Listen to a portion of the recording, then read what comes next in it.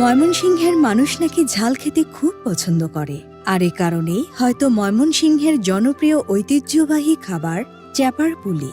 দারুণ এই স্বাদের চ্যাপা পুলির রান্না তুলে ধরার জন্য আজকে আমরা চলে এসেছি ময়মনসিংহের ফুলবাড়িয়া উপজেলায়।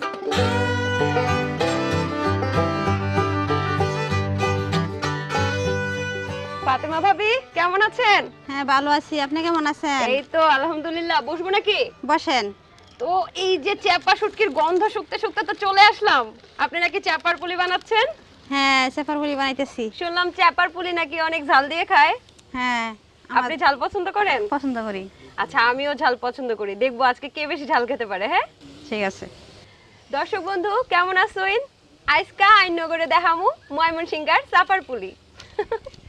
হইছে আবার ভাষা? হ্যাঁ আচ্ছা, তাহলে দেখি আজকে ভাবি ফাতেমা ভাবি কেমন করে চ্যাপার পুলি রান্না করে। আপনি ঘরে এখন আমি দেখামু ময়মনসিংহে চ্যাপার পুলি কেমনে বানায়